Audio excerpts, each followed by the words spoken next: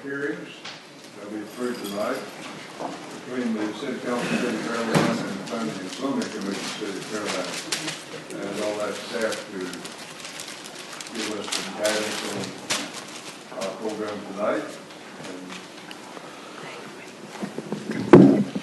All right, welcome, Councilman. And the order of the agenda tonight, there are three CUPs. CUP 16-00012 for 7126 Broadway Street, CUP 16-00014 for 3200 block of Main Street, and then CUP 16-00017 8541 Broadway Street. One of the items that was scheduled to appear did not post their sign. That was for 1524 East Broadway Street, and it has been removed from the agenda. Each item has a public hearing conducted as follows. There will be a call to order, then staff's report. The applicant has an opportunity to present.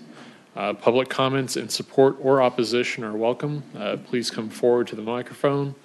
Please state your name and address for the record, and please be brief and to the point with a 3-minute or within a 3-minute time frame. Also complete a public speaker's card and give it to the recording secretary on my left. And then following all of that, council, commission, and staff will have an opportunity to discuss the item, followed by an adjournment. And that will happen for each item. After the public hearing, Planning and Zoning Commission will hold their regular meeting tonight, later on this evening, to vote on their recommendation. Speaking at the P&Z meeting is at P&Z's discretion. Council meeting dates for the first and second considerations for all three of the items tonight will go to February 13th and February 27th.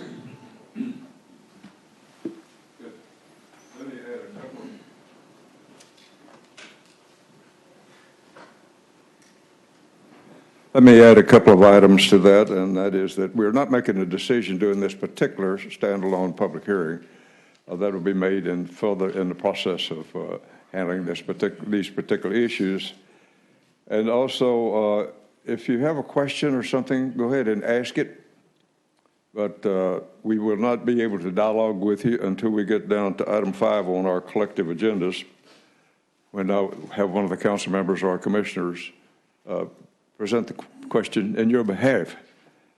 And we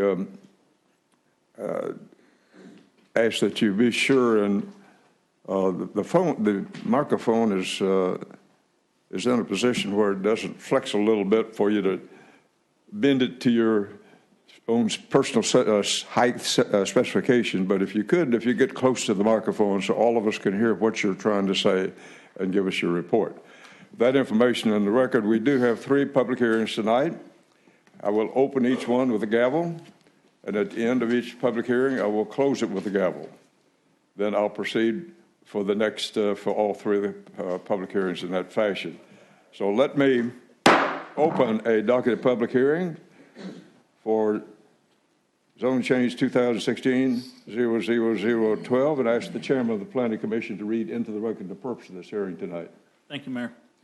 This is a request of Carlos and Wendy De La Torre, applicant on behalf of Spradley Properties LP owner, for approval of a conditional use permit CUP to allow for an auto accessories and/or parts store in the general business GB zoning district on approximately 0.78 acres of land. General location is 7126 Broadway Street. That information in the record. Let's move down to item number 3 on our agenda, or staff information and case summary 3A. All right, as mentioned, this is for Carlos and Wendy De La Torre at 7126 Broadway Street. This is a picture of the aerial map showing an outline of the parcel. This is the zoning map. The property is zoned general business.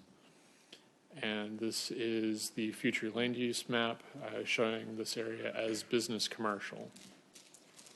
Here is a view to the north. Here's a view to the east. Here's a view to the south looking into the property, and the building on your left is the one that they are wanting to reuse. And here is a view to the west. And this is the site plan that was provided. This request is for a conditional use permit to allow auto accessories and parts store within the general business. The applicant is proposing to sell and install car accessories such as stereos and alarms, rims or tires within the existing 900 square feet facility with a 2-car garage. The current use of the property is Enterprise Rent-A-Car. Enterprise was previously occupying the building on the site. Staff has not received any comment sheets and has received 2 phone calls regarding the proposed request. Staff recommends approval of the conditional use permit for the auto accessories and our parts store on the approximate 0.78 acre site for the following reasons. Number 1, the proposed CUP is compatible with the established residential and non-residential uses in the area. The adjacent properties are all automotive in nature, and the proposed use complements the other businesses.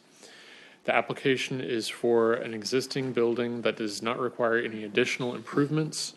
Any interior alterations are negligible and will have will not have an impact on the site or surrounding uses.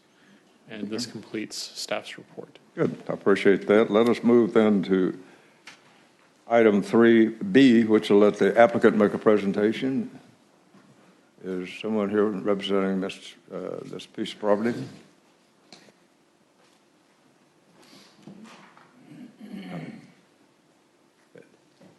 Thank you. Thank you for being here. Are you representing Mr. Spradley? I'm Wendy De La Torre. Okay, good. Thank you. You may come down to the podium if you want to make a presentation. Well, I didn't really know I had to speak. Why don't you introduce yourself and say that? Oh, okay. My name is Wendy De La Torre, and I want to approve the CUP for the car audio and accessories. Okay, good. At least you're going on record. That's good. Thank you. Thank you. Appreciate those comments. Move to item 3C, which is the staff wrap-up. Are there any wrap-ups, comments you have at this point? Good. With that in place, let's move then item 4 on our collective agenda. If you don't have an agenda, there's some out on the table under the stairwell. And also, when you come down, if you want to speak, be sure and have filled out one of those. You said that was a grape color? It's a grape color form. So, is there anyone in the audience who would like to enter into the record a comment or statement at this point? Please come down.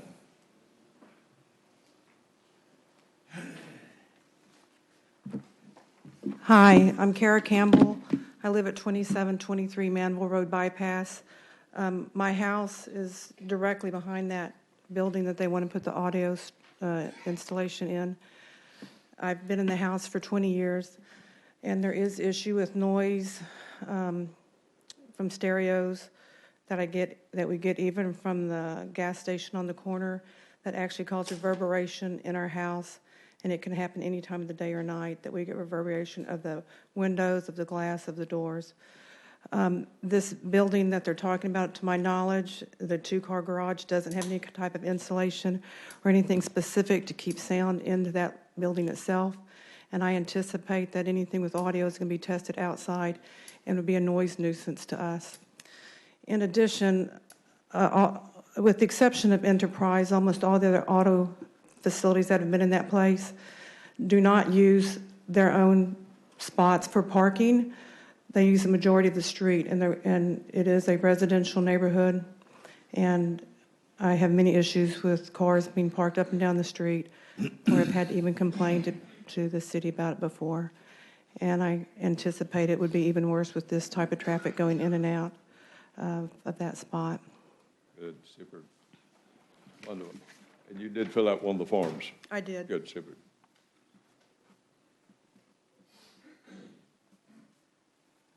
Our house is probably less than 50 feet from that building. Thank you. Appreciate your comments. Is there anyone else in the audience who'd like to enter into the record a comment or statement? regarding this proposed request? Is there anyone in the audience who would like to, anyone else in the audience who would like to enter into the record a comment or statement regarding the proposed request? For the third and final time, for the purpose of the record, before I move forward in the agenda, is there anyone else in the audience who would like to enter into the record a comment or statement regarding this proposed zoning request? Hearing none, let's then move to item number 5 on our collective agendas, which will allow the Council Planning Commission and the staff to enter into the record comments that they would see fit and appropriate at this time. Moving to my right, Councilmember Carbone. Thank you, Mayor. In regards to the public comments, I guess 2 questions. And one is the noise nuisance and how, I believe we've got an ordinance in place. How would that work? And I guess I could see a vehicle parked at the gas station a little bit harder to enforce than an actual business that is not mobile. Can you expound on that in terms of the enforcement? Yes, the cities, there's 2 ways noise nuisance violations can be enforced. One is through the city's ordinance, which establishes sort of a reasonable person standard. And the question is, would a reasonable person, a prudent person, under those then existing circumstances, find that to be unreasonable? And that is a standard that's not, it's very subjective under those conditions. But the other way, and the way it's typically enforced, is under our state law, which uses an 85 decibel reading as being what is considered to be what would be the correct terminology, I guess. It's a rebuttable presumption under state law that if it exceeds 85 decibels, it's considered a nuisance, but it is rebuttable by evidence that it's not a nuisance. So that's typically a standard that's used, and that would be measured by using a decimeter to measure the noise level at a given area, and that would be typically measured from the property line of the complainant. I guess in regards to that, have we, are we able to enforce that? Have we had a history of being able to enforce that in similar circumstances? Noise nuisance cases are a challenge to enforce. Typically, you think of noise cases, we've had them in the form of barking dogs.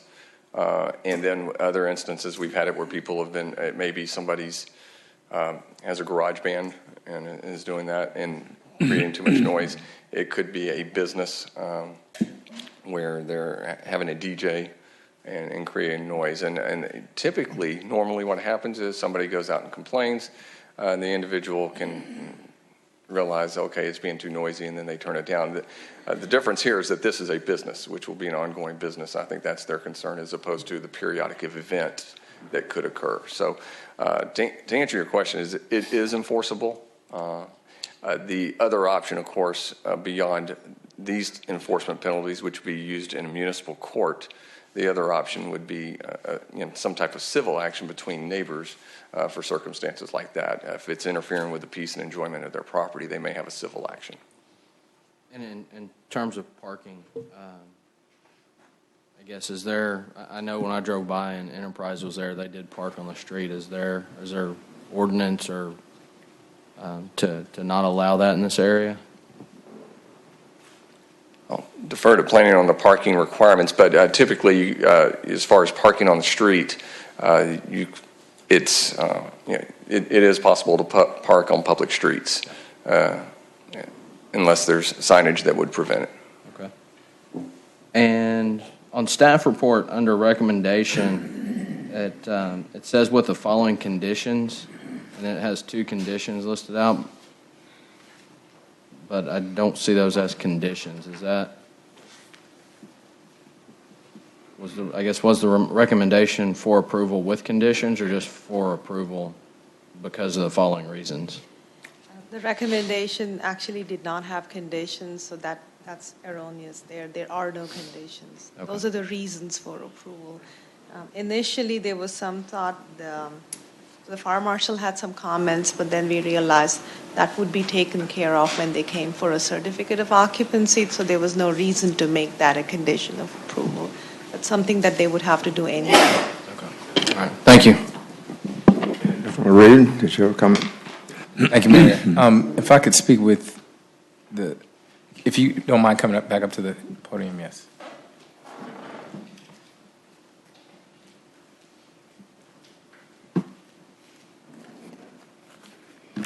Yes. So after hearing, I guess, what the resident that's going to be close to you all, and I know that there's not much parking on that property, but with respect to the actual cars that will be receiving speakers or whatever it is, are y'all going to create like a shed for them to pull into? Or? Yes, well, it has a two parking garage, and they will be inside.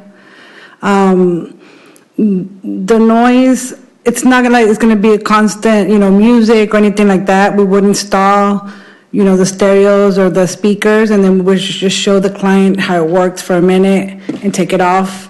Our business hours will be from 10 to 6. So after 6 o'clock, everything will be closed. 10 to 6 every day? Well, except Sundays. Closed on Sunday? Yes, closed on Sundays. Do you plan on adding anything in those garages, like padding-wise, or is that a possibility? We hadn't thought of that, but I mean, if you suggest that, we can add that if that's, necessary. I mean, we will comply, whatever, we don't want to disrupt the neighbors also. Thank you. Thank you. Okay. Councilman Moore? Thank you, Mayor. So if you look at this picture right here, I'm sure this is probably from when Enterprise had it, but if you look there at the corner, you'll see there's 6 cars parked there? No, that's okay. There's 6 cars parked there, so I guess I would have concern with using that as parking. That's not really property to be used by this establishment. That's city property and roadway. That shouldn't be used as overflow parking there. So I have concerns with that. My other concern is, does the applicant understand all the requirements around storage of things outside? Because obviously they're not going to have a very big showroom. So majority of the times when people don't have a big showroom, they like to wheel stuff outside.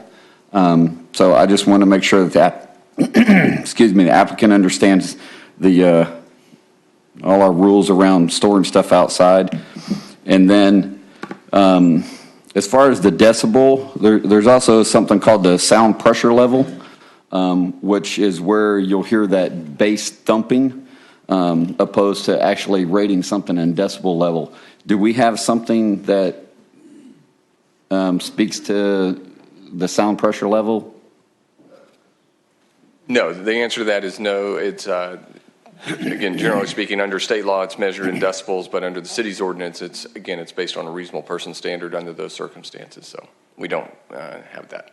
Okay. And I'm not sure we would have the instrumentation that would be necessary to do those types of measurements. Okay. Okay. Councilman Ardno? I don't have anything to add. Brad? I'm good, Mayor, thanks. Okay. Yeah, the only question I have is there adequate parking? And that's something I'm pretty sure you've checked into for this. And with the comments that Councilman Moore had just made about using city property. The parking requirement for an auto accessory store is the same as what the previous use was. So there's no increase. Okay. The net is the same. The reason why I say that's a pretty busy corner. Pretty busy corner there. Mr. Chairman, let me ask for your input and from the planning commissioners. I think the only comment I have is the administrative control we have in place is the CUP process. The resident's been there a long time, and I can understand the concern. Living next to Veterans Drive myself, I understand the noise issues with stereo, so I would be opposed to it. Okay, that finishes your. Okay. The staff have any further wrap-up comments at this point? Good. I have an item 6 on my agenda, which says that I can adjourn this particular standalone public hearing, which I shall do at 6:48.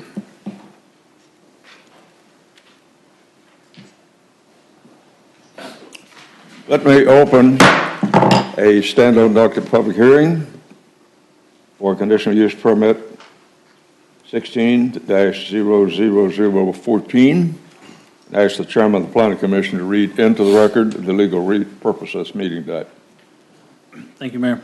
This is a request of Jose Ariste, applicant on behalf of Rafael Ortega, owner, for approval of a conditional use permit CUP to allow for a food store, supermarket, and light industrial M1 zoning district on approximately 1.99 acres of land. General location is the 3200 block of Main Street, south of Swenson Road, on the west side of Main Street. Okay, with that information in the record, let's move down in our agenda to item 3. And 3A permits us to have a report from staff. Okay. All right, gentlemen. This is the conditional use permit second application for a supermarket here at 3200 block of Main Street. This is, again, an aerial picture of the site. The current zoning for the property is M1, the light industrial zoning district. It exists within the light industrial future land use plan category. This is a view to the north along Main Street, a view to the east, a view to the south, and a view looking into the property to the west. This is the site plan that was provided. As you can see, it is only for the La Michoacana grocery store at this time. As I said, this request is for a conditional use permit to allow for a food store supermarket within the M1 zoning classification. The applicant is proposing a 10,000 square foot grocery store, the La Michoacana. This is the second application for this grocery store on this site. The main difference between this application and the previous is the deletion of the additional lease space, which was for general retail, and the rotation of the building, orienting it more towards Main Street. Staff has received no comment sheets either in favor or opposition to the request, and staff has received one phone call regarding the proposed request. Staff does not recommend approval of the requested conditional use permit to allow for the food store supermarket on the approximate 1.99294 acre site for the following reasons. Number one, the site is located in a non-retail area along one of the primary corridors of the city, where the west side of the road is industrially zoned and the east is zoned for commercial. Development of this site for industrial purposes would better complement the other industrial and commercial development in the area, and the light industrial M1 zoning classification and the GC general commercial zoning classifications. The city has limited industrial zoned land which should be utilized for industrial development. It is not anticipated that the proposed use of a food store supermarket will have significant positive impacts on or benefit surrounding properties or developments or add value to the area. This type of development should be located in a retail node where there is density to support a grocery store use. The future land use plan designates this property as light industrial, which is described as suitable for manufacturing, assembly, high-tech industries, etc. The comprehensive plan recommends for industrial uses on this site because it is sufficiently separated from residential uses. The proposed food store supermarket is not in conformance with the comprehensive plan. And drawings do not meet conformance with the minimum standards of the corridor overlay district. The proposed site plan does not meet the minimum requirements for providing standard sidewalk, required interior landscaping, or screening details for the refuse enclosure. If the CUP is considered for approval, staff recommends the following conditions prior to the first reading of the ordinance. Meet all minimum requirements of the Corridor Overlay District and the Unified Development Code.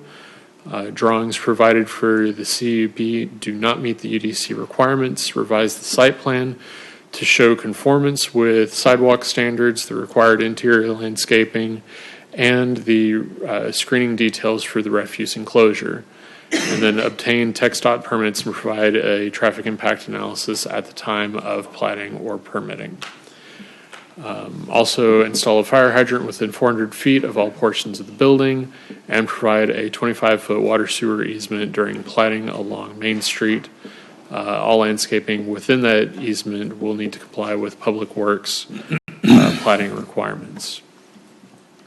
And that completes staff's report for this case. Okay, thank you so much. Let's move in our agenda to 3B, which will let the applicant make a presentation.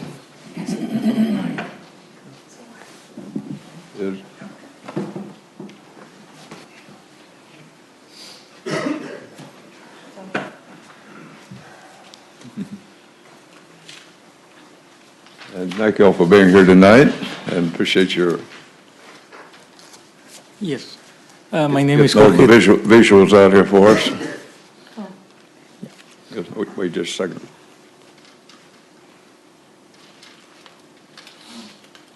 You want to go ahead? Okay.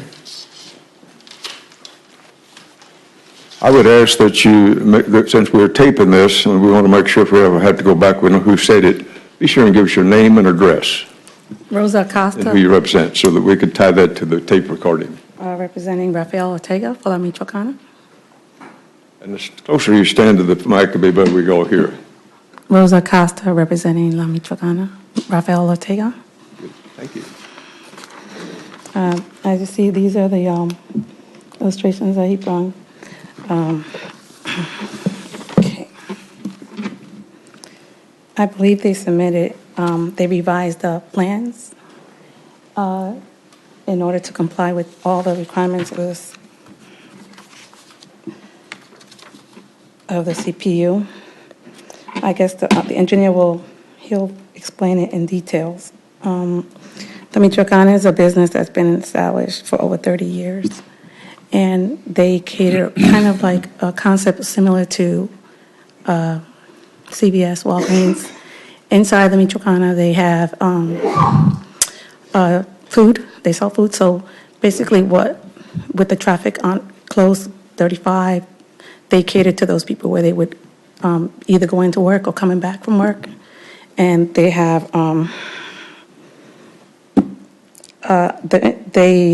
usually around the building they have security guards, which I think that would be helpful in the neighborhood, and also they build their stores and with ample parking lots. Most of the Michoacanas, they usually employ between 10 to 15 employees, normally local people, so that would probably be a benefit, Pearland community. They did submit the plans, and I guess the plans, some of the requirements were not met, which was the, I believe was the,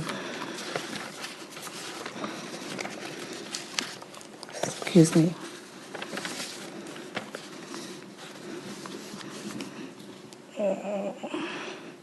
The 25-foot easement, which they're willing to revise the plans and include that to comply with all the CPU requirements. And here's the engineer. Okay, thank you. My name is Jorge Trevino. I'm the engineer of record on this job. I provide the drawings so far. And my address is 9800 Northwest Freeway, Suite 500, Houston, Texas, 77092. We provide the drawings, and I still feel that we can meet the missing requirements, like the sidewalk and the easement, the approval for TxDOT, and all that is being listed in this second review. If we have the opportunity to do that, I think we can still accomplish the requirements that are listed here. Thank you. Okay. Does that complete your presentation? Yes. Hold it up a little higher. I don't believe that, but you put your hands on the bottom of it. Yeah, that's, now we can, yeah, we can see, yeah, okay. That's the interior of a store once it's built. It's a typical store that we have done in other places, in other cities, all around Texas, actually. And on that panel that you have there for one of my councilman's benefit, where's the bluebells back there?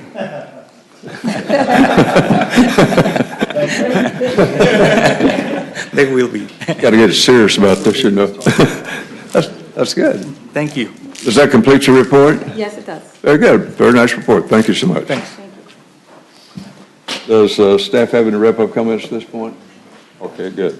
Let's move in our agenda to item 4, which let persons wishing to speak for or against the proposed request have an opportunity to tune in. Is there anyone who would like to enter into the record a comment or statement regarding this request? Is there anyone in the audience who would like to enter into the record a comment or statement regarding this request for a CUP? So the third and final time for the purpose of the record before I move forward in the agenda, is there anyone in the audience who would like to enter into the record a comment or statement regarding this proposed permitted application for a CUP for this particular development? Hearing none, let us move on down to item number 4 on our collective agendas, which, item 5, which let the Council Planning Commission and staff give us their comments as appropriate. And I'd like to have Councilmember Perez start this off.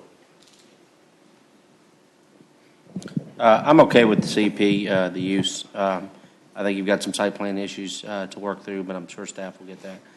Also, I'm a little bit curious as to whether the building facade is meeting our criteria for corridor overlay.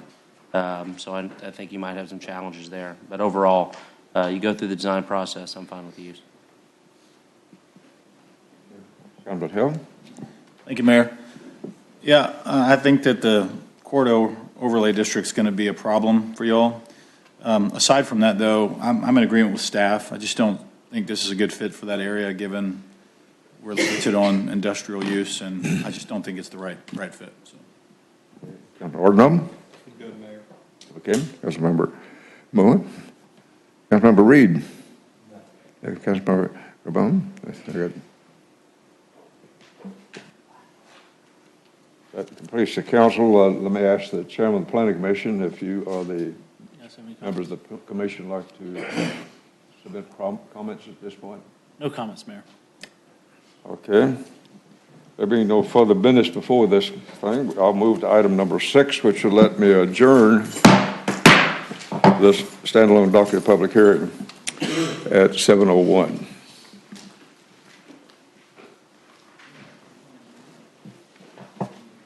Let me, a conditional use permit application CUP 16-00017. Ask the chairman of the planning commission to read into the record the purpose of the hearing tonight. Thank you, Mayor. This is a request of Y. Ali Khan of GK Hospitality Development, LLC, applicant on behalf of Kevin No, owner, for approval of conditional use permit CUP to allow for a hotel motel in the general business GB district on approximately 1.806 acres of land. General location is 8541 Broadway Street. Okay. Members of the planning commission tune in on that yet? Yep, okay. Does the council or planning commission have any further wrap-up comments at this point? Okay, good. Okay. All right. This is a conditional use permit for the hotel motel within the general business So you didn't zoning miss out on district. anything. It's along or at 8541 Broadway Street. This is the aerial map. This is the zoning map showing the general business zoning district. This is the future land use plan showing retail offices and services. This is a view looking north into the site. This is a view looking east. This is a view looking south. And this is a view looking west. This again is a round two for this site for the same use. This is the site plan that was provided.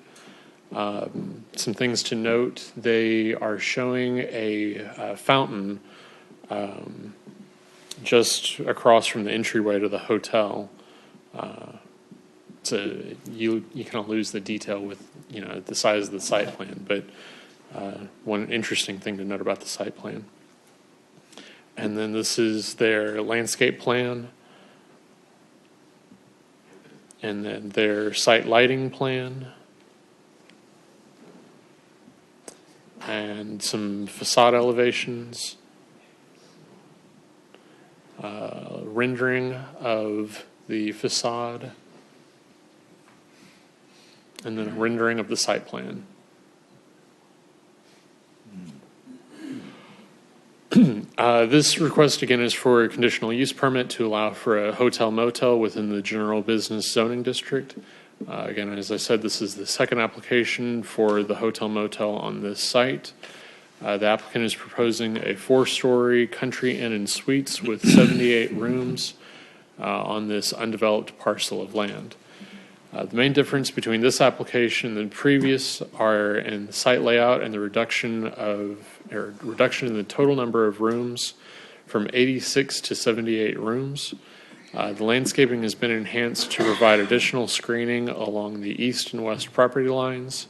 A green foliage screen is provided against the west property line, screening the existing building from the adjacent lot, and a fountain has been added. The building was moved to the front of the lot, and the parking layout was reconfigured with increased area for interior landscaping.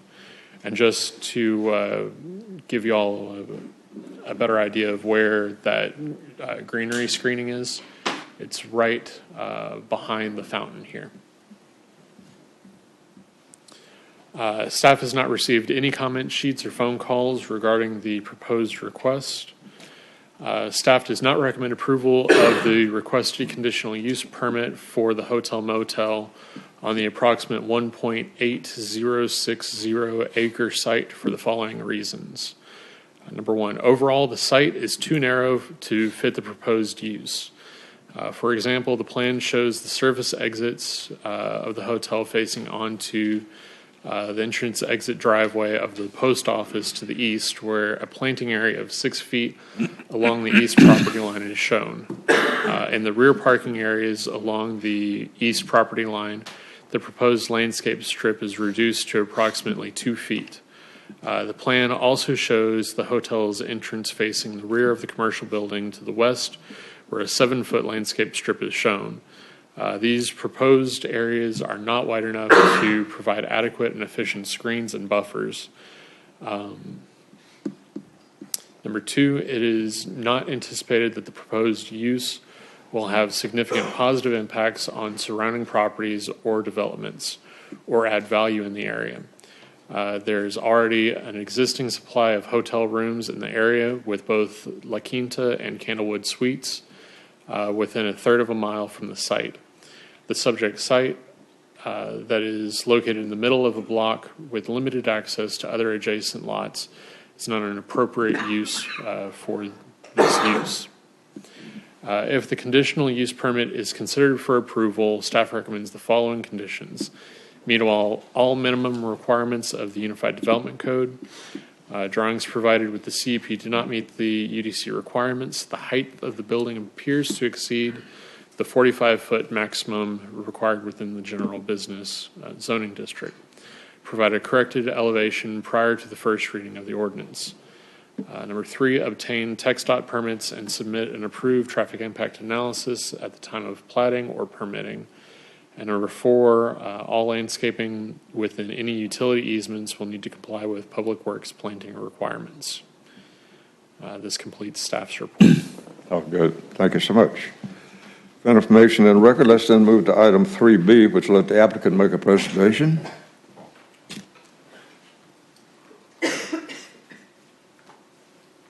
And thank you for being here tonight. Thank you. My name is Ali Khan, 19027 Woodland Drive, Houston, Texas. Respected Mayor and the members of the City Council and the Planning Commission zoning. We have been working with both Lata Krishna Rao and Martin Griggs for the last 8 months to come to a conclusion where we can build the hotel. In the very beginning, we started to build a medium economic scale hotel. But with the advice from the planning department, they wanted to see a better upscale hotel brand. So what we did was upgrade our hotel to an upper mid-scale brand from Radisson Group and made a lot of changes, including the quality of the hotel, which are going to cost us more than $1 million from the original plan we had. Currently, the location is empty, and several years ago there was a CUP approved on the same location, which was a car wash and an oil change facility. I think a hotel like this would be a much better impact created because this is a much better quality product than a car wash. So I would also request that this CUP be approved at this time, since there have been a lot of improvements done to the hotel. I have here with me my other principal partner, Richard Gilbert, and if he so desires, he can come and speak a few words. Also, I have with me Mr. Mahesh Wadhwa, who is the architect behind this hotel. He is one of the premier hotel designer architect in Texas. He has designed over 100 hotels in both hospitality and commercial buildings, with special emphasis on hotels. He has already designed 2 hotels in Pearland, and he will be taking over in a few minutes. And I would appreciate that the hotel be allowed a CUP this time. Thank you. Good. I appreciate those comments. Thank you. Does the applicant have any other comments at this point?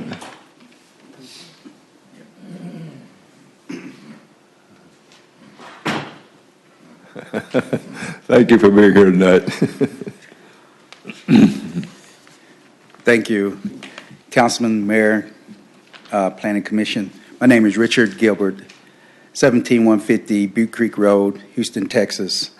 I'd like to just add to the comments of my colleague is that the difference between having Country Inn and Suites and La Quinta and Counterwood Suites is that Country Inn and Suites is an international company.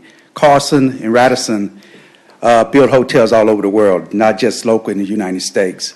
So what that brings to this community is an international type clientele that's going to spend dollars locally here in Pearland, along with the customers for that hotel.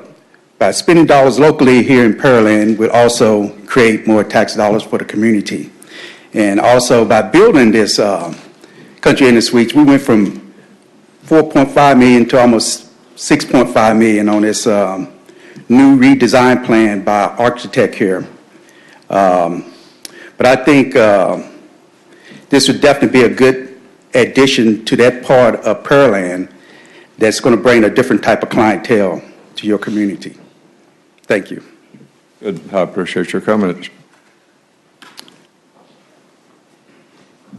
Does that complete your testimony from your group?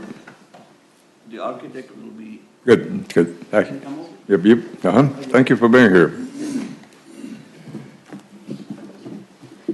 My name is Mahesh Wadhwa with the firm Wadhwa and Associates. We're the architects and based in Houston, Texas.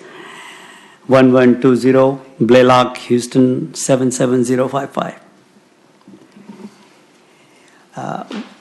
With the architect on this project, I've been trying to help Mr. Ali to get this project going to as best to a scale as possible.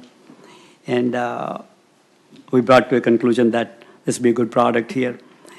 I sincerely thank the planning director and Martin for helping us to reach this level with all their good input that we could really improve the product. Primarily the help in improving site plans so we can make sure it's a building, not too much looking towards the existing building. I'll have to add in there with their comments what they have. Pretty much we're complying all the items from the point of view of UDC and corridor overlay, except the 3 items, which is the landscape, which is in the back of the area, that's called as 2 feet strip. It's really not visible to the area of the entire project when you go all the way to the end of the property, end of the building. And we were able to achieve 4 feet plus. I sent a very late evening to Mr. Martin. Sorry about that. I was working on that as best we can. We were able to achieve 4 feet instead of 2 feet. 4 feet plus. Actually, we may be able to get 5 by now. So that will help planting some good shrubs. So that's the point I got to make on that. And we'll ask if there's any exception needed. And number 2, as far as comment number 2 was that we must comply if approval will be allowed. And that point was the driveway from TxDOT approval. And the TxDOT approval of driveway will be obtained anyway. That's part of the permit process, and we will have to apply that. So that comes through the building permit and as well as the TxDOT. So that's a permit process. It's, I don't think it's required as a at this time for this CUP approval. And another important factor which I was able to discuss with Martin this afternoon, that how to handle that, the 45 feet height of the building maximum allowed. And we are barely there at 44 feet 11 and a half inches for the entire building, except the feature which is a signature feature of the Country Inn. And that's a gable roof, if you all can see it, that's right in the middle of the building. That's the only portion we are having increased height because that's a signature item and we have no way of moving away from the slope roof to a flat roof. So we'll need help on that, whatever we all can get. Basically, it's a very small area. If you gable it to the peak point and come halfway, it will not be a whole lot of height different than 44's, 11 and a half we have so far.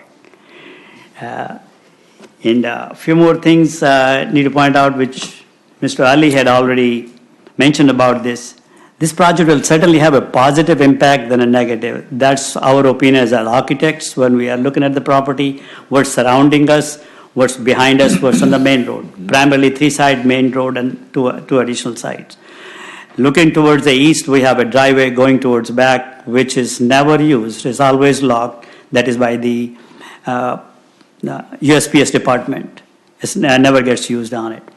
And along that east property line, we'll be actually improving that east property line versus what it looks right now. We have a 10-foot setback used, pretty much 6 feet for the landscape and 4 feet will be for the sidewalk. And the comment which I have in one of the comment I was reading that we have exit doors, those are not service exits. Those are just exit doors provided to meet with the fire code requirement. So those are not entry doors or any service doors and not for that purpose. Just for the exit purpose of fire code, meeting those. And another positive thing, we are not having surrounded by any residents around it, whereas there's a project which was approved, has been already in their Candlewood Suites, has residences behind it, and that was I don't know how long ago it was built. Luckily, we are all surrounded by commercial, faced by good traveled road. This is all we have. And anything I can answer to the honorable honorable council members, honorable mayor, I would be happy to. Or anyone question may, planning director or Mr. Martin may have. Good. We'll catch you later if we had any questions. We don't question you at this point, but Yes, sir. I'm through with that. Thank you for your presentation. That was Yes, sir. Thank you. Thank you very much. Appreciate that. Can I come to the podium? Yes, sure. You still got the floor. Thank you. I would like to invite right now a gentleman, Mr. Drew Pelter, who's been working with us to support this project. I would ask for a few minutes for him to come to the podium. Okay. Good evening. Drew Pelter, 12234 Shadow Creek Parkway. As Mr. Khan said, they approached me after their first joint hearing and the troubles that they experienced. So we sat down and I watched the video, which is a great, that's a great perk, and I loved having that offered. So it brought me up to speed. What we did as a team is we started looking through every comment staff had, whether it was landscaping, setbacks, and went one by one improvements to the building. So I know we've already addressed those with the architect, but I wanted to hit upon some important ones. What it does, it's a difficult piece. As a land developer, and you all know my history of land developing, it is a very difficult piece to develop. It is narrow and long, and there are very few uses to be utilized in a piece like this. The side-loaded hotel, professionally, I think it's brilliant. You're not taking the whole streetscape of Broadway and putting a big flat building on it. You're side-loading it.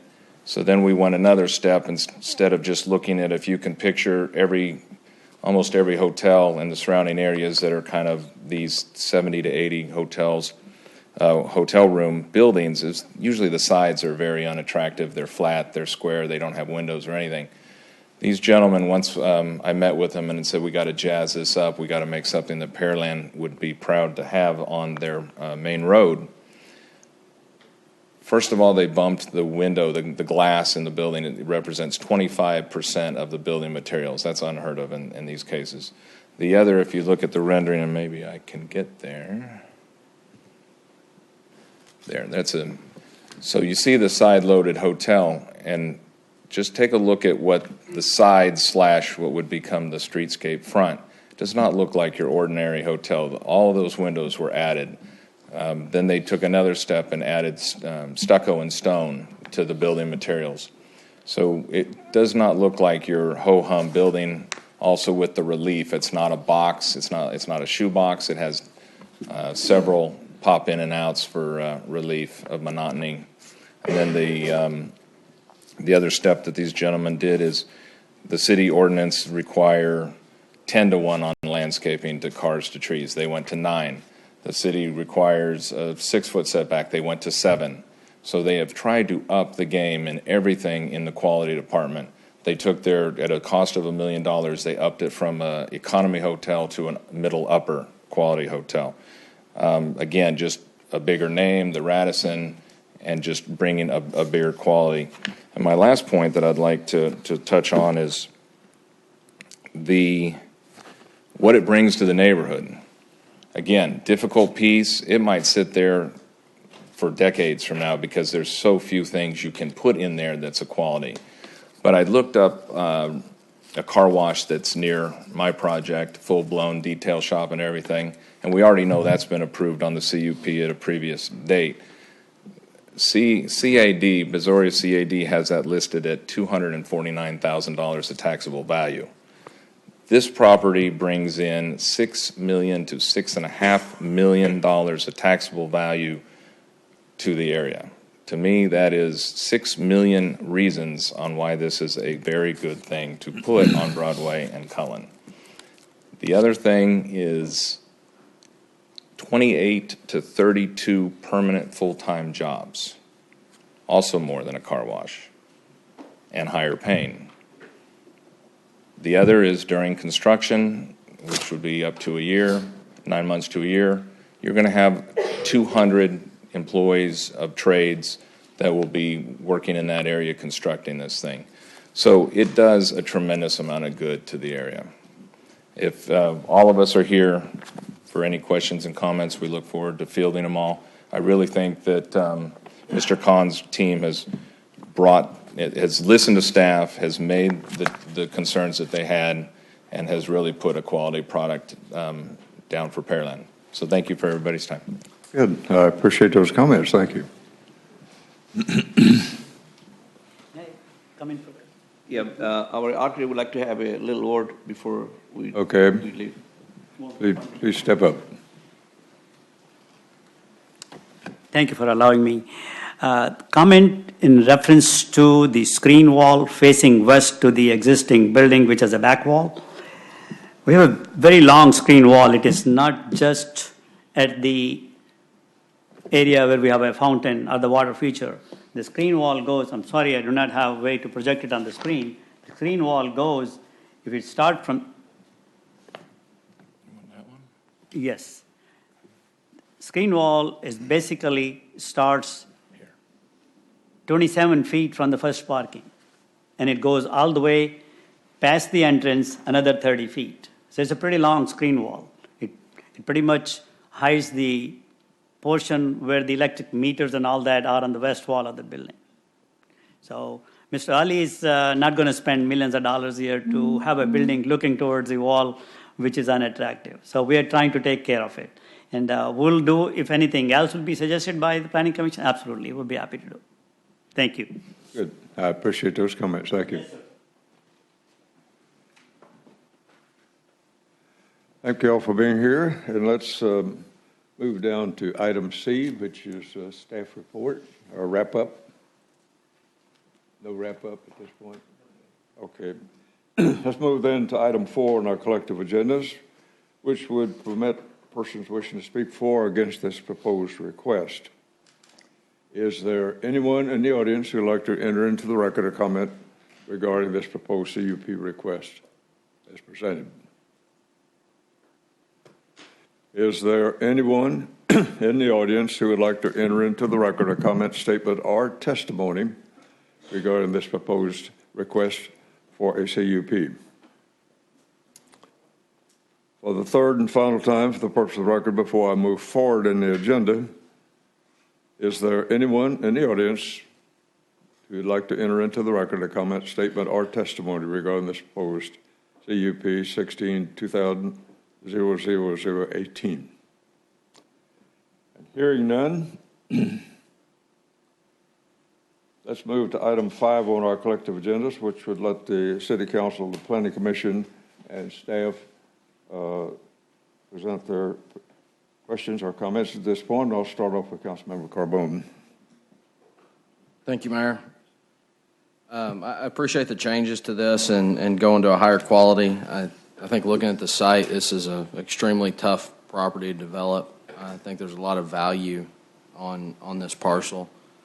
Could staff go back to the slide that shows staff recommendations? Just had a couple of questions.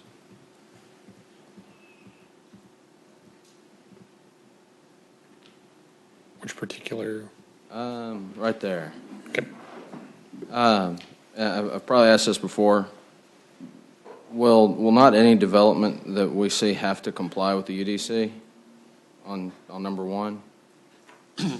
Yes, that's just kind of a catch-all to make sure that in case there is something that's missed, then we can not have to go back immediately to council to say, hey, you missed one parking space or one something. Okay. And I guess, again, on number 3, 3 and 4, same thing. I mean, and it even says that at the time of plating or permitting. I mean, we're several steps before we get there. So, I mean, do we really need to have these conditions? Are they not redundant? It's more to make the applicant aware and to put it out there so that way we don't wind up saying it later on, and then they say, oh, we never knew that we had to do X, Y, or Z. It's an opportunity to put all the cards out today. And do we need to say there needs to be a fire sprinkler system as well? I mean, where do... I understand. Yeah. And during the write-up, I scratched my head looking at where is this permitted, and I see that so this would be permitted under GC, but it's a CUP for general business. But then I look back 2 pages in the UDC, and the site is GB, so they would be permitted by right to put an extended stay motel and hotel here. I'd much rather see what they've presented here in terms of the quality of development on this site than them, walking out tonight, punting and saying, hey, we're just going to throw an extended stay hotel that meets minimum requirements. So for all that, I'm in favor. I think they've worked hard. Sounds like staff's done a good job working with them.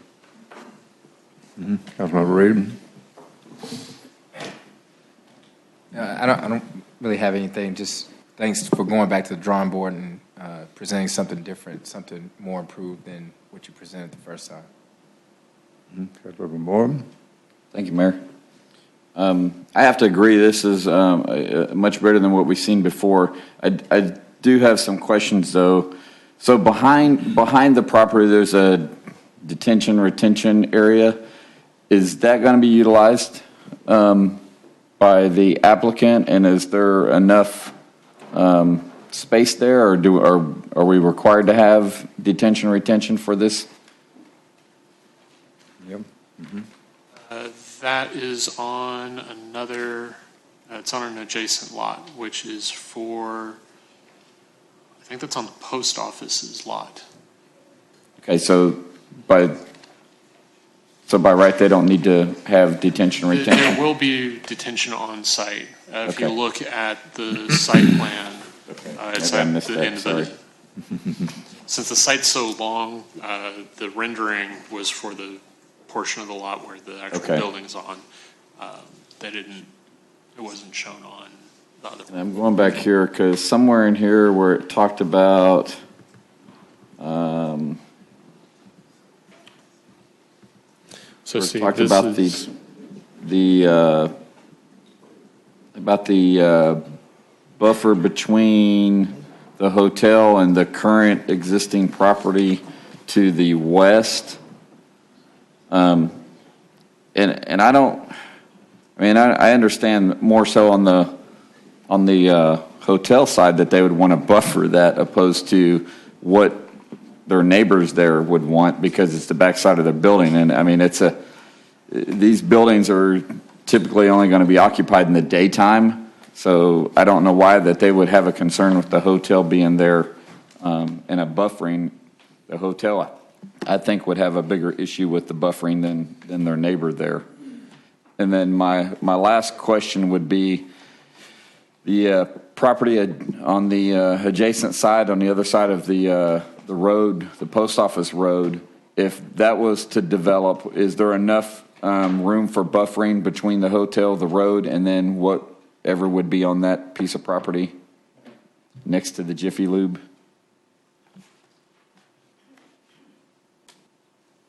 Yes, because that's a separate lot. Okay. So you've got the hotel site, you've got probably, I'm going to guess, a 30-foot driveway, and then you would have the other site that you're talking about. So it would have its own. Plenty of space, right? Right. Okay. I don't really have any issue with this.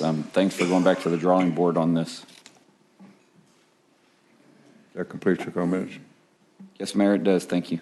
Okay. Just a comment on my part. I think it's an attractive building, and I think it has potential.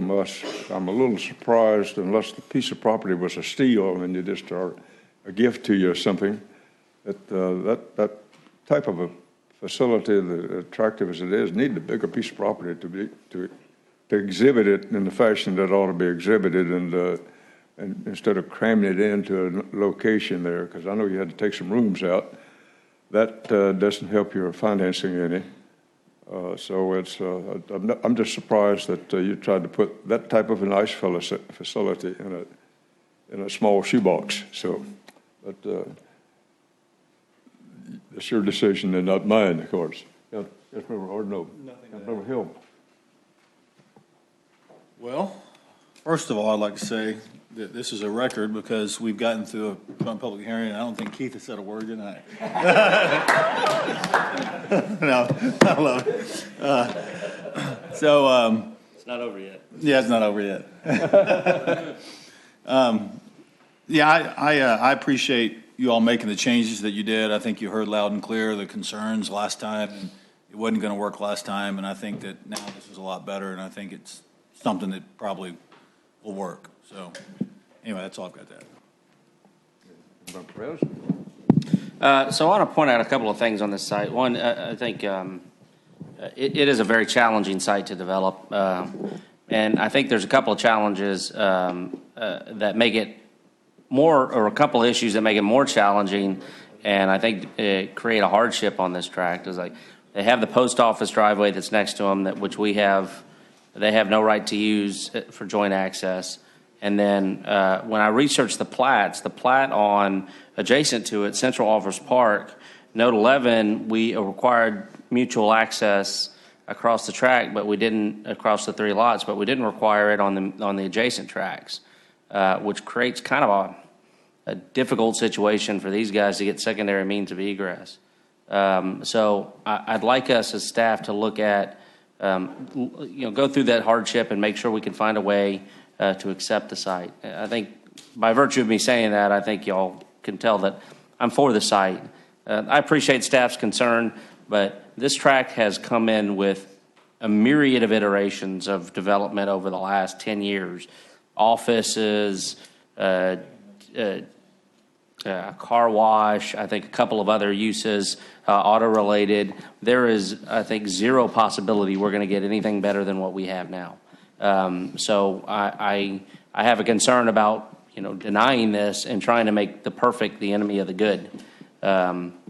It's a good quality development.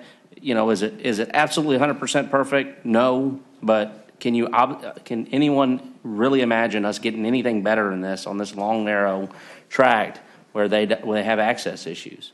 So I think I like the development. I think it's a good spot here. I wish we could have done a better job on the adjacent plat so we could get access management as we have it written into our engineering criteria, but we're kind of stuck. So I want us to find a creative way to allow the access and the secondary means of egress for the buildings over 30 feet.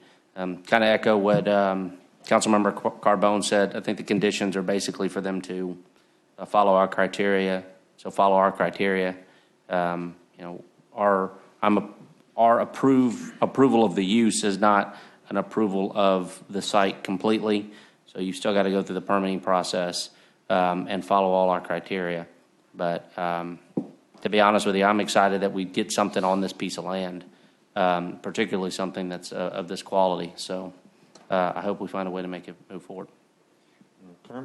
Mayor, if I may, yes. It doesn't really go to the project specifically, but more or less to staff. And it appears that we have an issue. Councilmember Carbone mentioned it, but if an extended stay is allowed by right with GB in our UDC, but a hotel is not, I don't know, this is not a council meeting, so we can't have it put on the next agenda, but maybe that's something we want to kind of pay attention to.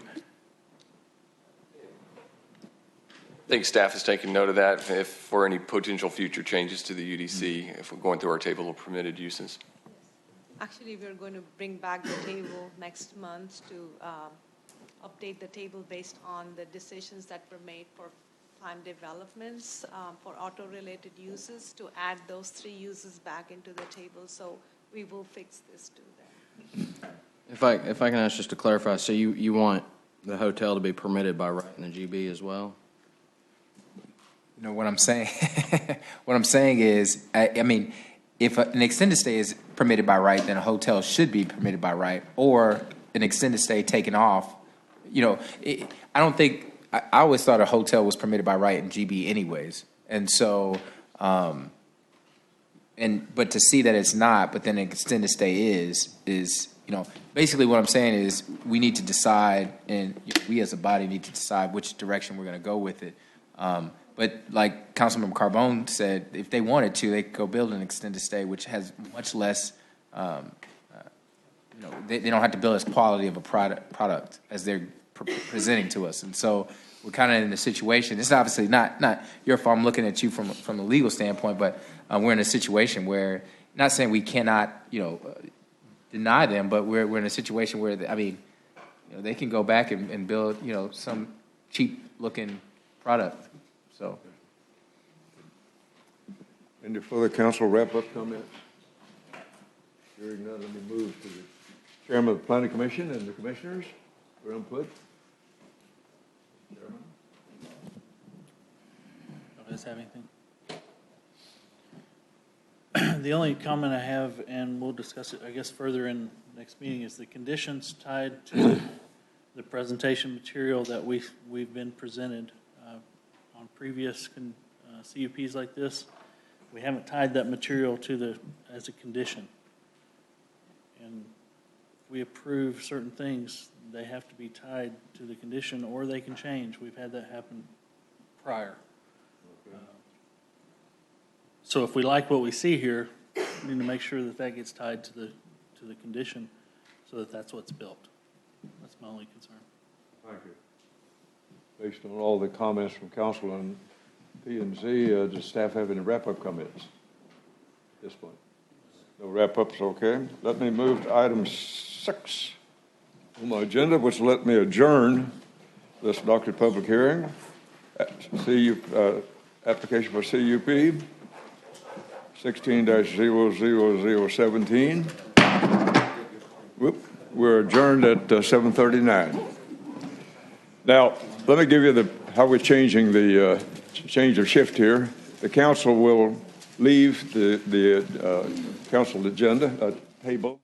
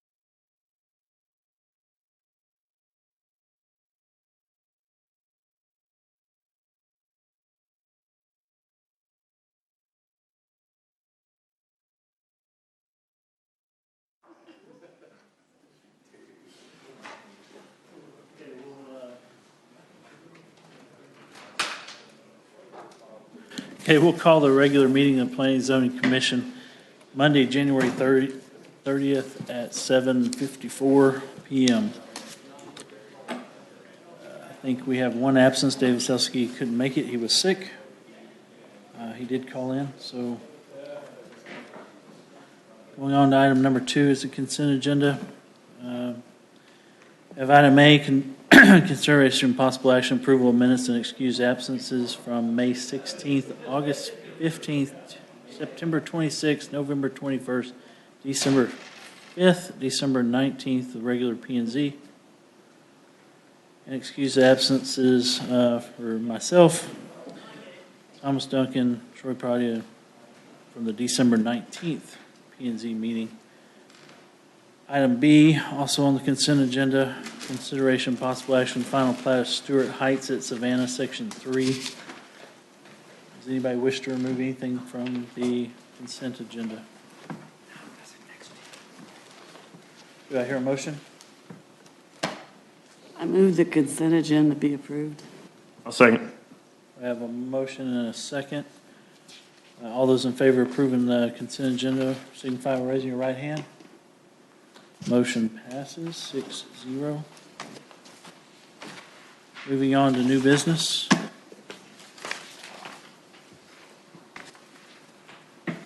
Letter A, consideration possible action, final plat of Riverstone Ranch at Clear Creek, Section 6.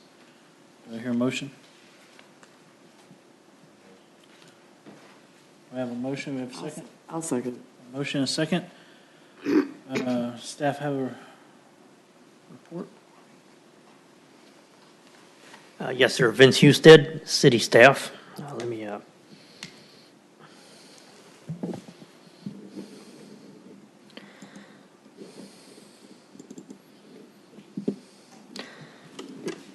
This item is, let's see, Riverstone Ranch at Clear Creek, Section 6. It is a request for a final plat that would create 111 single-family lots and 7 reserves. The property is generally located north of Clear Creek and east of Riverstone Ranch Drive. Basically, this preliminary plat is located in an area covered by the Riverstone Ranch Cluster Development Plan that was adopted on December 4, 2006. The preliminary plat of Riverstone Ranch Section 6 was approved on March 21st, 2006. In the staff report, we had mentioned that we were recommending approval based on the condition that the subdivision improvement agreement at the time had not been signed and executed. However, since then, staff has received a check for subdivision improvement security that had been signed off by planning, engineering, and also the legal department. So since that condition, basically it meets the criteria of that condition to make sure that the project is funded. Therefore, staff does recommend approval of the final plat of Riverstone Ranch Section 6. I also wanted to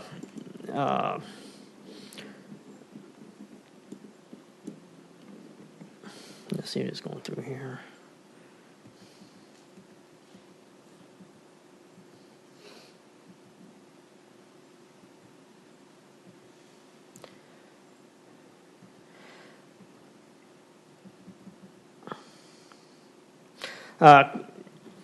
In conformance with the Unified Development Code, the cluster plan provides for a maximum number of 1,600 single-family units.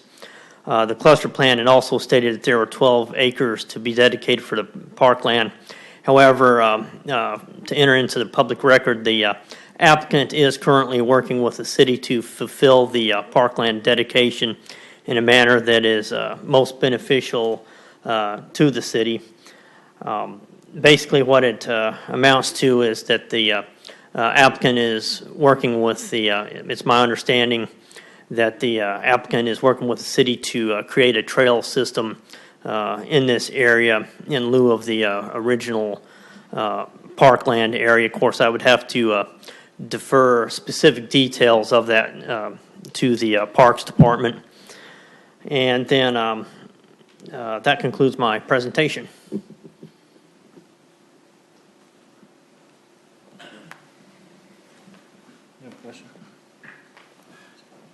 So we're voting on a final plat without knowing what it's going to really look like at the end? Well, we do know what this. So the agreement that the city had with the developer was that the 12 acres would be dedicated for parkland. And this plat doesn't affect the parkland dedication. So the plat that you're approving is not going to change. It's just that the city is working with the developer to see if there is a better way of meeting the parkland dedication ordinance, one of which to actually have the developer contribute towards the trail along Clear Creek. As you know, the city has gotten funding from HGAC to put the put trails along Clear Creek. So that's what the staff is working with. So it's not to absolve them of any dedication requirements. It's just to take some more time to see if there's a better way of them meeting the dedication. The park right now is not a park. It's just an open space with a bunch of dirt on it, and it's not useful to the city at this point. So we're just working with them on resolving that issues. It's not going to affect the plat that you're going to be approving. The only reason staff mentioned it is based on the agreement, it just needs to be worked out. So the cluster development didn't have any means for use of the property, only that it was dedicated. So they came back for a cluster development amendment recently. And one of the things that when we looked at the records and the minutes, what was approved by the Planning and Zoning Commission was just the dedication of parkland. The Planning and Zoning Commission did not approve the development of the park as shown on the drawings by the applicant. So, and that's why it's so important now we emphasize that attach the site plan to your approval so that we know we are approving the improvements as well as just the dedication.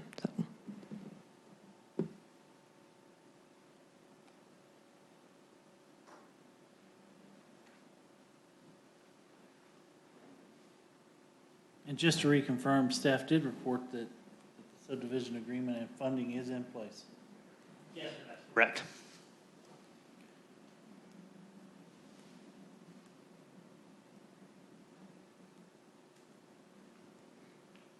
Anybody else have any questions? If that's in place, then I guess I'm in favor. I don't really have a choice.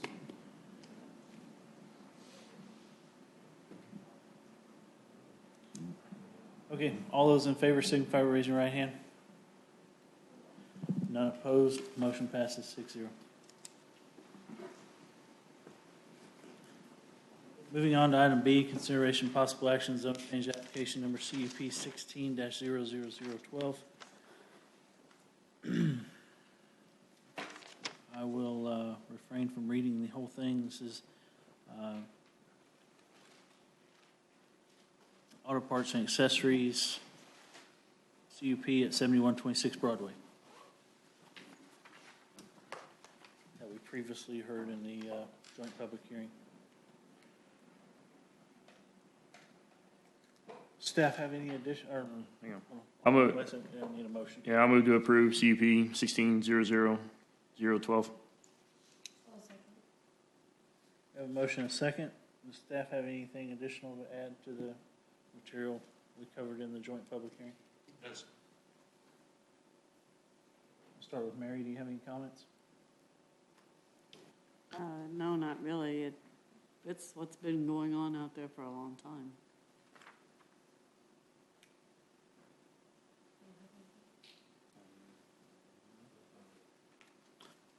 Okay, I'll just follow up on what I said. We did have one resident that's concerned about the noise of this business. The reason we, as a body, us and council and the city, have the CUP in place for auto-related purposes is for things that are a nuisance to their surrounding community.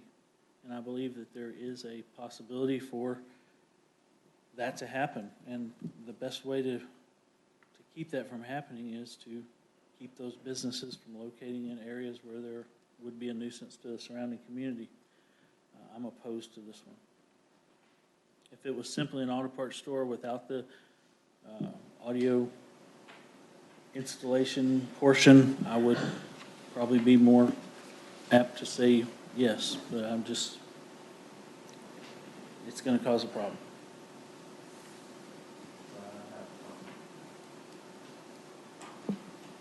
I think the applicant stated that they would be willing to put something inside to cut down on the noise. So if we can make that a requirement, we can hold them to that. So I'm in favor of it if they do that.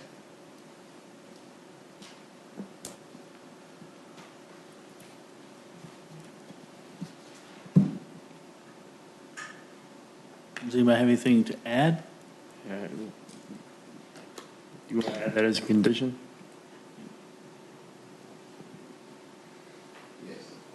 Before anybody makes a motion to add that as a condition, I would just suggest that we figure out what it means to provide the additional. I would suggest that you make sure that the condition that you try to add is enforceable and easily measured, so that at the end of the day, we can say that something like that did or did not happen. When we're talking about insulation and changing a building, I'm not entirely sure. I'm not a building official, and I don't know how to address that. I would say that changing the building is an option. Staff might be able to also discuss other options in regards to vegetative landscaping. Bushes of a certain variety might help obstruct noise or stop it from coming in, or some sort of vegetative screening on that back street that's there. I don't know how successful those are. Again, I'm not a landscape architect, and I can't tell you, but I've heard of those types of things being used in other situations. Of course, sound walls could be used, but I don't think that we're talking about this type of project that would typically, it's not cost effective for that type of situation, as I understand Staff it. kind of direct us on it, on what the applicant can do to meet that condition? Or? I don't know if our planning staff is qualified on those issues, but of course I'll turn my direction to them or maybe somebody from the engineering department if they have a better idea. Typically that would be code enforcement and building officials who might have a better idea of some of those things, but I don't want to speak on behalf of anybody else. So what is the best option for us to do on this? Can I interject a comment? I see it as we need to take a vote on this item and record our comments. If it passes or is not passed and our comments are passed on to council, if they want to act on some specific item, staff can recommend what that is. But I don't see us being able to require anything that hasn't been presented to us to solve a problem that we're bringing up. If I understood the point in the agenda correctly, there was about to be a motion to amend attaching a condition to address the sound issues. So I think it could be appropriate. I just wanted to make sure that whatever the motion amend is something that staff can measure and enforce. So I believe we've done that before, making a condition, correct? Yes, on sir. other items. Yes, you can make a motion to amend to add a condition, and if I understand you correctly, you're wanting to know how to make that motion, what could do. And if I understand Commissioner Tunstall correctly, what he wants to do is first have a vote on the motion to amend or have a second on it, and then before you actually make that amending motion, you can have comments to determine whether or not how to address that. So first, you go with a motion to amend to attach a condition to address the sound issues. You see if there's enough support for that. If there is enough support, then we have discussion on that motion to amend. Yeah, I would like to make one more recommendation. There is another option, which is if you want to give us some time, staff can work with the applicant and see what they come up with, and then we can bring that back to you and we can do some background research and figure out if it works or not.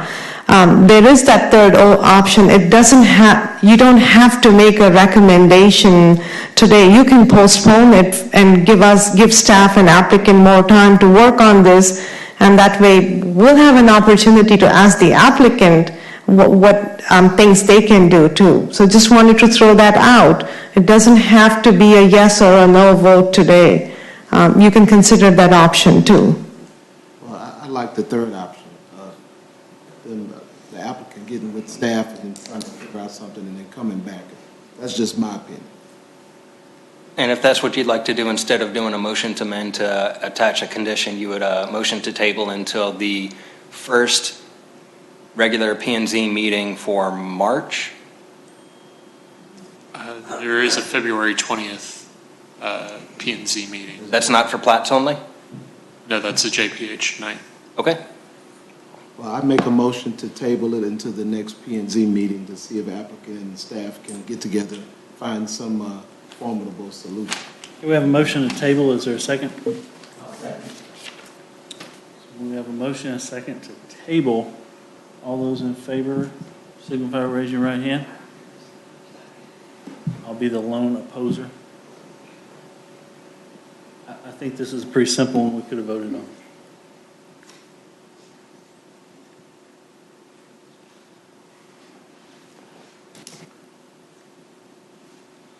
Okay, moving on to item C. Consideration possible action, zone change application CUP 16-00014. This is for the food store supermarket CUP at 3200 Main Street. Do we have a motion? I'll move to approve CP 16-00014. We have a motion and a second. Does staff wish to add anything from the information presented at the joint public hearing? No, sir.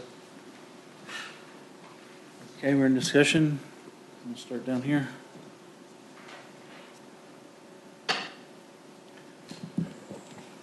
I don't think I can be for it. It's set up for light industrial down there, and we've got so many places around Pearland now that are going to be vacant grocery stores in the next couple of months or next 6 or 7 months. It looks like that they could possibly pick a better spot than that place right there that's already zoned for a grocery store. I can't see any way that I could be for it. Troy, do you have any comments? My biggest comment is this is the second time we've seen it, and it still doesn't meet UDC requirements. In my opinion, if you're going to go through the process, you might as well meet the minimum requirements with your drawings, and not just make minor changes. I didn't like the location the first time, and I still don't think this is the right area for that that business. I just don't think this is the area for that business at all. It just doesn't fit into the surroundings. And if you take a piece that size out of a light industrial area, you may take out something that could go in there that would fit, that would be a good industry for the city and provide a lot more jobs. I don't think I need to add any more to the comments other than I understand that the usage and the reason the property was probably purchased is for the traffic there, but if I've learned anything in doing planning and zoning over the past few years, if I was to buy a piece of property for commercial use in Pearland, I would make sure that it was zoned for the proper usage before I purchased it. That being said, does anybody have anything to add? Okay, we have a motion and a second on the table. All those in favor signify by raising your right hand. All those opposed? Motion denied, 0-6.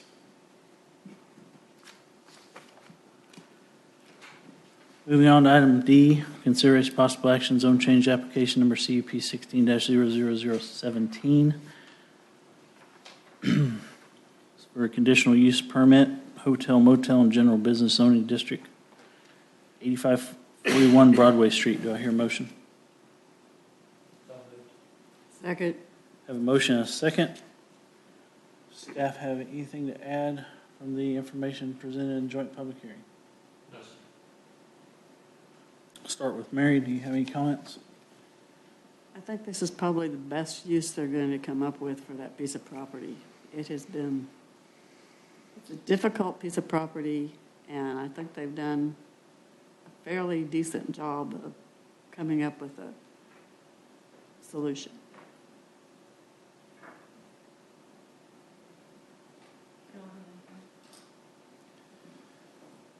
For the 45-foot max, y'all mentioned that it's just going to be the pitch of the roof, and we have no options on keeping that underneath our limit. Is that correct? We're going to look at them, and we'll have to appeal to the national chain because that's kind of one of their underlying requirements that's what all their hotels look like. But, so it would just be that one gable.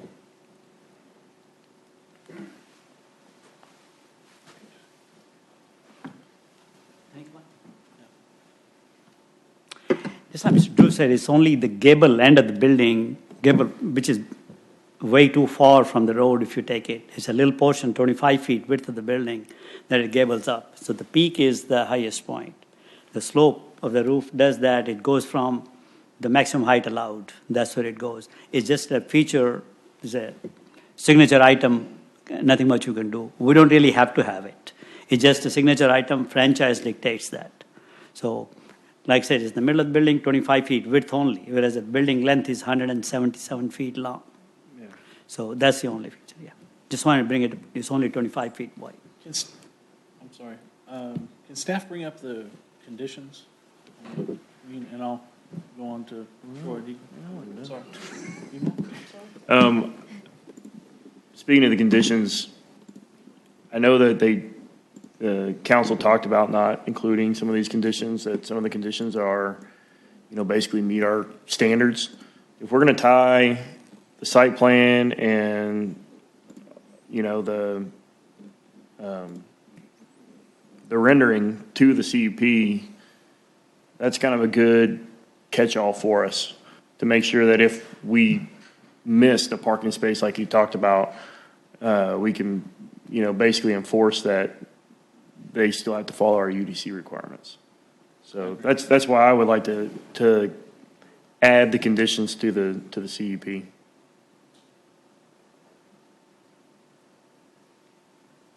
Troy. Well, this is also the second, or at least the second time that we've seen this. I think what they brought back this time, I think they've been over backwards trying to do what Pearland wants them to do as far as this piece of property. I know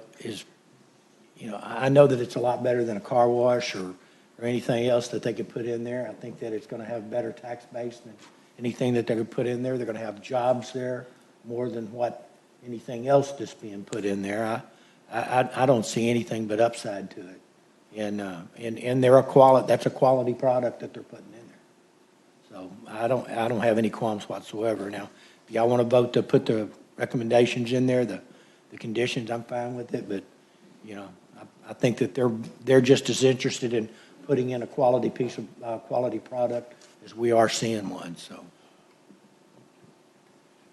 Before you take a vote, if I could ask if staff is aware of any conditions in the site plan that would not comply with the UDC that we already know would require a change at the site plan. The things that I'm not sure about are in regards to the setbacks on the side and the landscaping. I don't know if those comply with the UDC. I know that there was some discussion and references to that. What I would hate for this body to do is approve the CUP tonight with the conditions that you have, and then have to have the applicant come back with a new site plan for a new CUP because we knew that something violated a UDC requirement that's being added as a condition and that they have to comply with already? So the landscaping requirement in discussion 20 minutes ago with the architect, we believe we can meet the landscape requirement by moving some of the islands around. So that would be a slight variation on the site plan to alleviate that 2-foot setback that's in the back east corner. As far as the height of the building, there's really 3 options to get us to a point where we could approve this. 1, make the roof flat. That gets you right to 45 feet and you're done. The second would be to kind of research if, because the general business zoning district has an ability to exceed the height based on a conditional use permit, if that is something that we could tie into based on the site plan, based on these elevations, if it's something that could just be included as a condition that this one portion exceeds the maximum. The third would be to approve it based on an understanding that they would have to go to the Zoning Board of Adjustment to get a variance for the height for that one section. It's kind of y'all's pick on, and the applicant's pick on which way we want to go, but those are kind of the 3 options as I see it for the height. I just wanted to add that what we had discussed was we would like to talk to legal about this a little bit too, because the question is the CUP as advertised, can we add on another CUP for height restrictions in this procedure, or do we have to do it all over again just for the height? And if the hope is, if we can just add it to this CUP and get them the height that's required, then there are no additional processes required. But that's something, again, it just came up today, so we'll have to check with Lawrence and see what his interpretation is. So.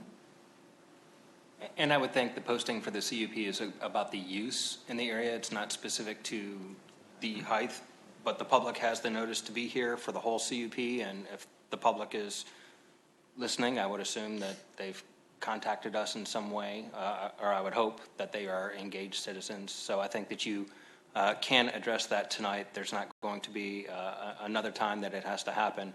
My biggest fear, of course, would be that we approve the CUP, something in the site plan doesn't comply with the UDC, and then they have to resubmit new site plans that do comply with the CUP. That's the issue that I was trying to avoid.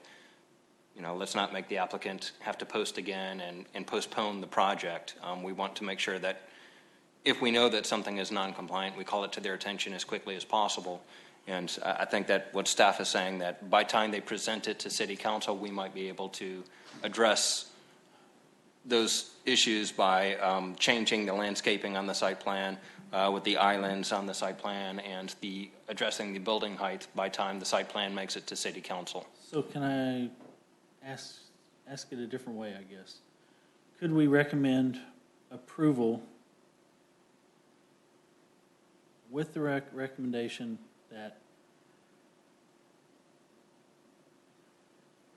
well, how would we do that? The site plan? Since we're recommending approval to council, I don't think we have to tie it to a specific document here that's correct, that we can say we recommend approval that the documents in the CUP meet the UDC and the landscaping and the height. I would like to get straight on the height tonight and approve the max height for this building through the CUP if possible. They've presented a height, correct? Yes.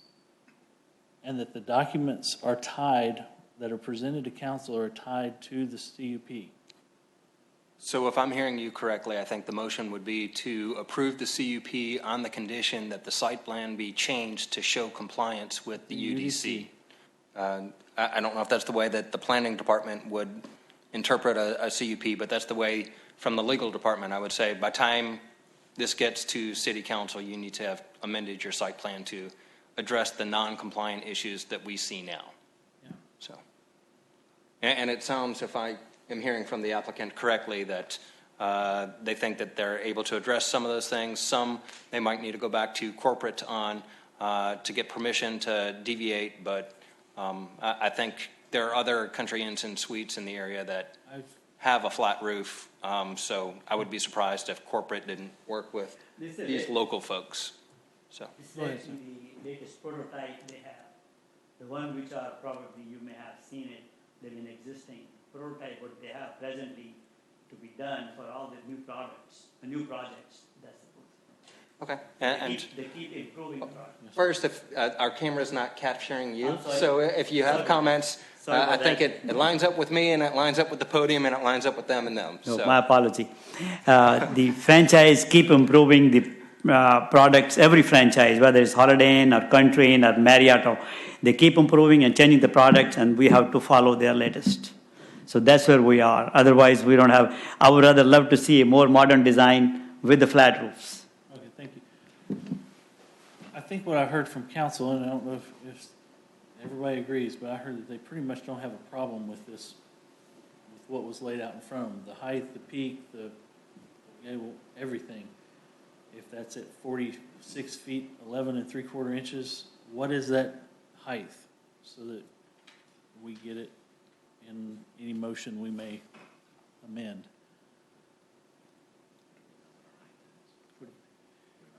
What's your max height? Max height is 45. 45. That's with the peak? Yes, sir. Okay. Regarding the third option that Lotta said about going to the Board of Adjustments for a variance, would that take too long to do that on the height requirement? Is it going to be an additional? I guess our preference would be to resolve the height issue through this CUP process and be done with it. But the ZBA process, if they have to come back again for another CUP, the ZBA process is faster for them because the CUP process takes 90 days, the ZBA will only take 6 weeks. So that's why we were thinking that might be an option. But the ideal situation would be to resolve the issue with this CUP and if you all agree, then approve the increase in height and have the pitched roof, which probably is going to be a better aesthetic option than a flat roof. So, Well, yeah, but the gentleman just said that it was 45 feet. This says the height of the building appears to be exceed 45 feet.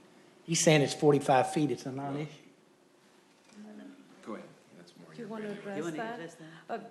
He just mentioned to us that most of the building, the flat portion of the building is at 45, but where it's pitched, that definitely exceeds 45. Just the pitched portion of the roof. And how much is that?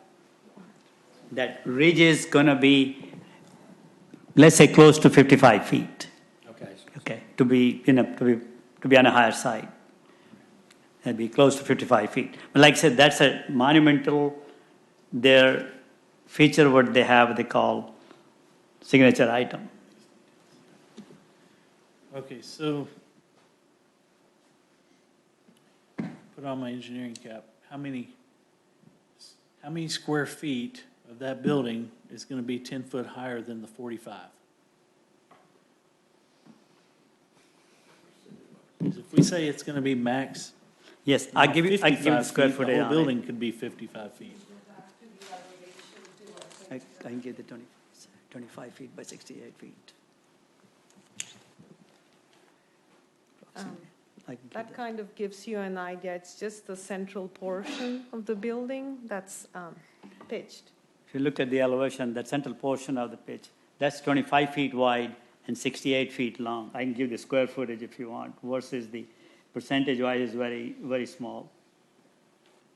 I really would like that to be worked out, in my opinion, again, is that we get that worked out with staff, that this body approves the overall height of the building set at 45, a portion of it to be at 55, and the details be worked out by staff before this goes to council, so that it's clear what they're approving and it's tied to the site plan and the renderings, so that they see exactly what they're going to get. And if I hear you correctly, you're putting the impetus on staff to do that, and I would say that the impetus would need to be on the applicant to amend the site plan to comply with the UDC, except for the height requirements in which it can. And is that acceptable in the procedure for that to be revised prior to post us and prior to city council? We believe it is, yes.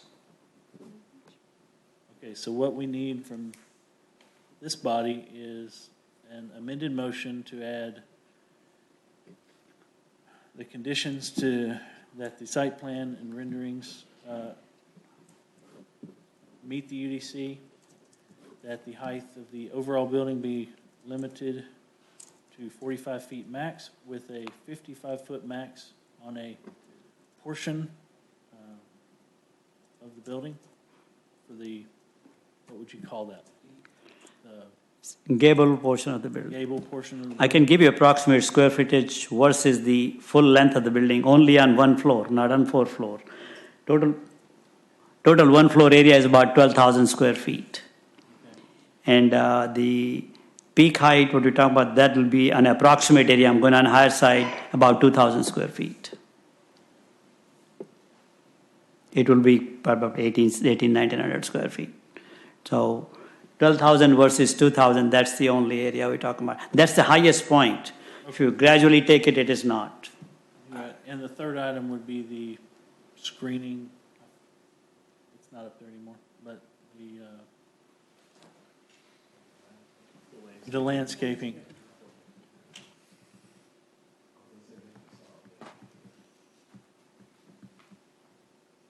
That those are revised with staff approval before this goes to council.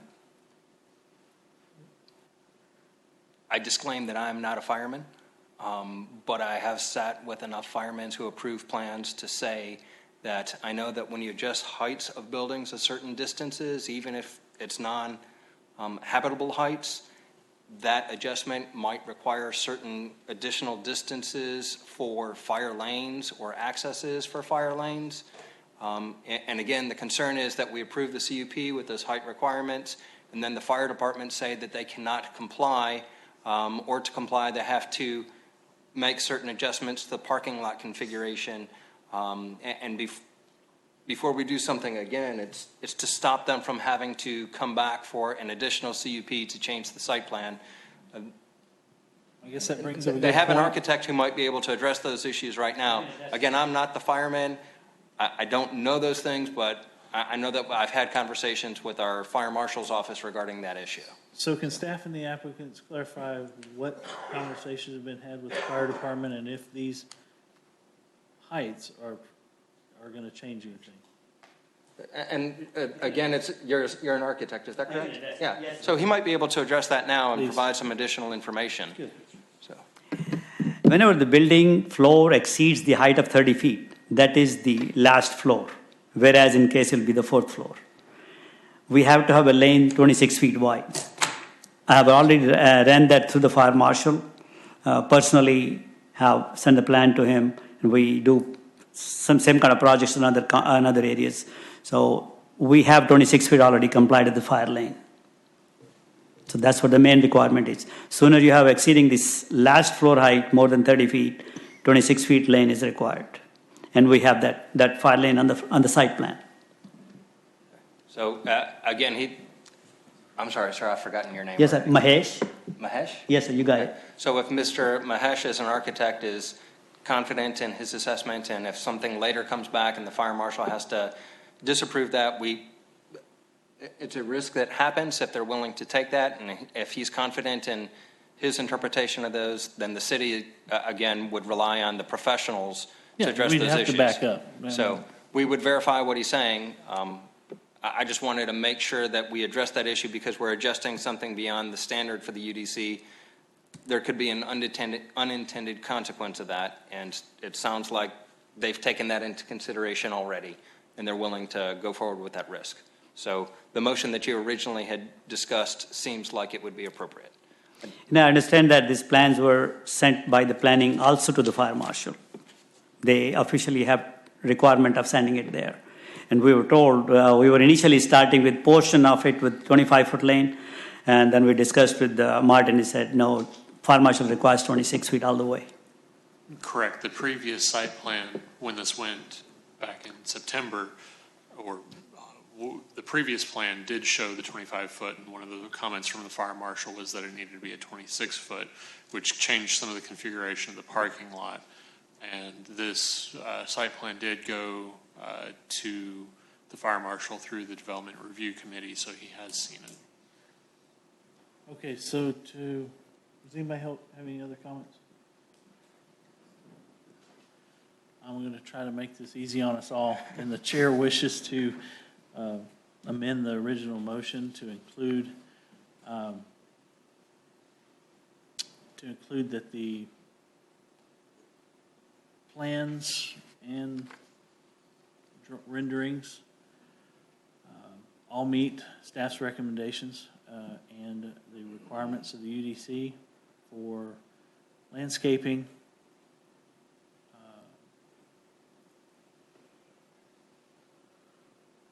that the overall height of the building is to be at 45 feet max, with a portion of the gable at 55 feet max. That portion to be approved by staff.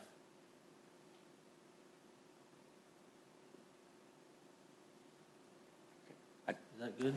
Does that cover everything? I think I understand it, and I think planning understands it as well, so. So I've made a motion to amend the, do we have a second? I'll second. Okay, so there's a motion and a second to amend. All those in favor of amending the original motion, signify by raising your right hand. Okay, we have an approved amended motion, 6-0. Is there any other discussion? Is the applicant satisfied? Does that sound doable? Yes. Staff? We can work with them and get this done? Okay, all those in favor, signify by raising your right hand. Motion passes 6-0.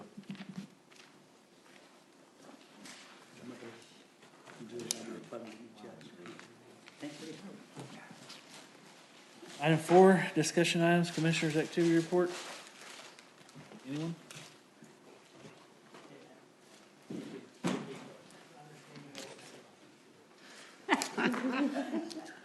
Miss that one. Hey, you guys used to. I saw that. We leave for one meeting. And item 2, upcoming conference opportunities.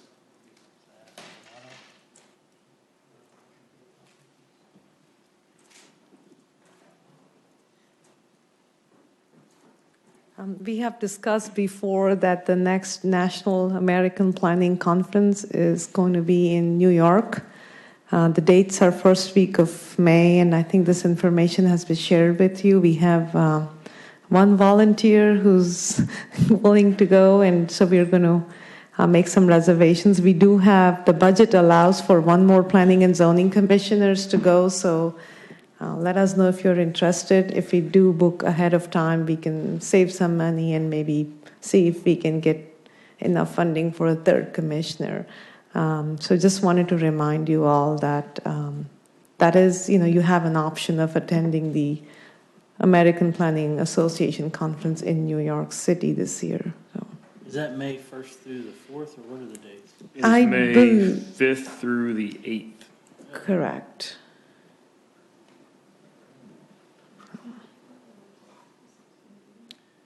But we would strongly urge at least one more commissioner to take advantage, especially if you have never been to a conference, a national conference.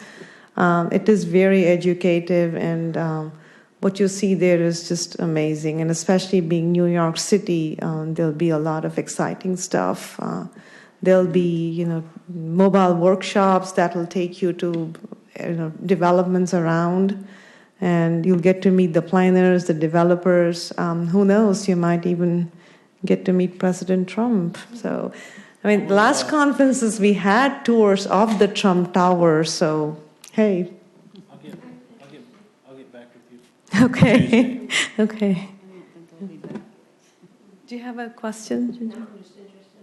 Okay, let us know and we can figure it out. Thanks. Item 3, no P and Z meeting on February 6th. Is that still true? No plat? No plat? So our next P and Z meeting is February 20. There's a joint public hearing and regular planning and zoning meeting. That was item 4. Anything else?